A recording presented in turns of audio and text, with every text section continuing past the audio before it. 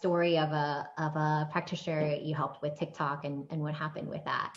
If you're talking about new patients in the office, for instance, I've had many clients do videos on simple, helpful stuff, maybe like you would do on Facebook, 2 simple stretches to help with sciatica pain, or just a great tip or demonstration where you're just demonstrating something. Now, what I will mention on TikTok is that it works best if you don't necessarily shoot one video with like one whole shot of 60 seconds. And through the app, it's pretty cool because you can cut everything and you don't have to do any fancy editing to these videos. You can do that through their app, but if you shoot maybe 2 to 4 clips, depending on how long you're going to do the video, it's going to create pattern interrupts, which will keep people engaged longer. And the the video, for example, I'll show you a video. This gentleman is not a client of mine, but it's just one of the videos when I was initially starting to search on TikTok, like, oh, this guy's doing it really, really well for what he's doing, going to like the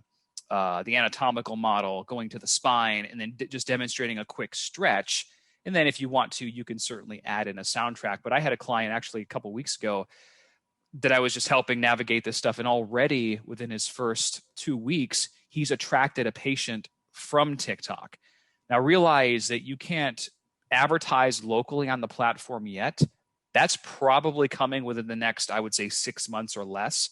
So it would be very smart of you to keep your eye on that and definitely get there, because once that's introduced, it's like a first come, first serve. We know advertising costs are probably going to be a little bit lower. We're going to get more distribution, more bang for the buck, because they're not going to have as many people on the platform. So just kind of keep that in mind. And then also realize that on TikTok, people search hashtags like crazy on that platform. So Instagram is kind of similar, and you do get traffic from there, but I don't think personally, based on my experience, it doesn't compare. Mm-hmm. Okay, so this is just one example. Now, this gentleman has over 500,000 video views. 500,000 followers, 600,000 followers actually.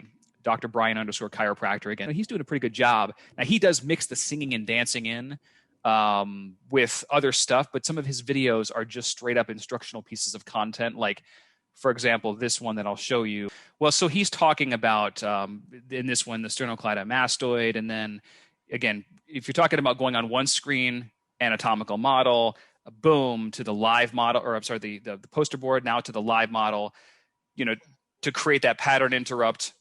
And then on the next screen, he's going to do a quick demonstration where do a stretch. And this is essentially what the entire video is. Simple, instructional, but it's appealing to a certain market. And of course, you can see based on this, he's got 2,800 likes, 68 comments, and does it actually show me? It doesn't show me the quantity of shares that I can't see on his end, but it's a very easily done video. And if you're going to do this, I typically recommend having maybe 4 or 5 hashtags per description. A couple of your hashtags are going to be more general because you want to ride the wave of traffic. Like TikTok partner is a very general hashtag. So is learn in TikTok or healthy lifestyle. They probably have billions of impressions on these hashtags. But he has other ones. Now, this one, quite honestly, Pittsburgh chiropractor, probably not the best hashtag because no one's really searching for that. But then he's got chiropractor, which is definitely more isolated to what he does. I would have hashtagged the city Pittsburgh here and also Pittsburgh, PA, because if you like his videos, if they get enough video views and engagement, his video will appear or would have appeared at the very top or close to the top for Pittsburgh, PA. So this is how that a lot of clients are actually, they're getting a lot of views and they're getting ranked for the hashtags that people are searching locally or for local landmarks or things like that. And it's just creating this big windfall of traffic to their site. So that's just one like simple example of how you might use this platform. Again, a couple general hashtags, a couple more local hashtags. And then you can certainly, if you wanted to, you could have a contest for all of your people right now to just migrate them over to this platform. So posting on Instagram or Facebook and emailing your patient list and saying, hey, listen, we're building our TikTok presence. We're having a really cool contest. We're giving away X. All you have to do is like our TikTok, check out this video, leave a comment. I mean, you can give them specific things to do just to migrate your base over this way, and then start to build some momentum as you create your own content. And then eventually, like I said, it's only a matter of time until you have a video or two that really just, peaks up. So again, I can't stress how urgent this is. 2,800 likes off of an organic video and people having seen it, that's Sure. pretty huge, And Yeah. with Facebook, you just can't really get that at all these days from typically just organic. No, almost Reach. 50,000 video views as well. Yeah, huge. That So is huge. it's just one of many examples. And like, I know we were going to talk about the TikTok algorithm in a Go sense. for And it. Mm-hmm. yeah, so there is like a predictable way, if you will. One is the likes that your video gets, and then you got the shares, the comments, the soundtrack. Like, again, TikTok's worked out deals with every major record label, so you can use soundtracks. And soundtracks are kind of like hashtags in the fact that if your video starts to get momentum, it will get indexed for really, really, really high for a song. And then you get fined in that category. And that's another way that you'll just get more traffic to your content.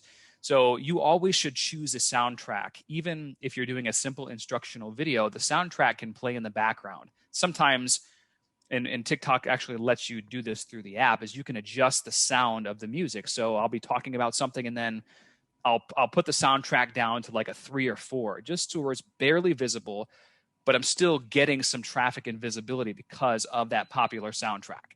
So just always add a soundtrack. And then TikTok also has a viral. They'll tell you these are the songs, these are the categories, and one of their categories is TikTok viral. And they also have trending. So if you want to try to capitalize on something that's trending and hot right now, you could certainly use one of those songs that may even get you a little bit more visibility to help ramp you up. So like, shares, comments, the soundtrack, the watch is at 100%. So if people watch your video the whole way through, it's like, oh, wow, this is a good video. And if they rewatch it a few times, that means they really found value from the content. And, like I said before, if they rewatch it a bunch of times, likely they're going to share it as well. That's the top 6 factors that I've seen consistently from the videos that have went viral, including my own. So again, not terribly complex. You just have to create content that the market wants, and you don't even need to reinvent the wheel. You could go to TikTok right now, or even go to YouTube, type in a keyword or phrase, I don't know, fibromyalgia, chronic fatigue, or some condition, or whatever you want to do. Look at the highest video viewed videos. What are they talking about? How are the videos structured? And you might be able to do your own version with your twist in a condensed way for a platform like this. I love that you break it down like that, because it is something that most people wouldn't know. Oh, what do I need to pay attention to? And from you having observed what's gone viral and seeing what helps your clients go more viral, and seeing, okay, these are the factors. So that way, practitioners who want to go this route in terms of as a platform to expand reach, then can really just have better results with it. And then also for practitioners who want to hand this off, because then you understand enough about it to hand it off successfully and be getting good ROI. So I would love for you to share with our listeners a bit more about it. Sure. Yeah. So Social Media Elite, that's my flagship training, and most practitioners will start there. And I cover everything from Facebook organic marketing to Facebook advertising. I give you campaigns that you can actually swipe that have been successful. I give story outlines and all that other elegant, non-conventional ways of advertising. And then I have a separate module in there about Google Maps, Google My Business, social proof element, TikTok.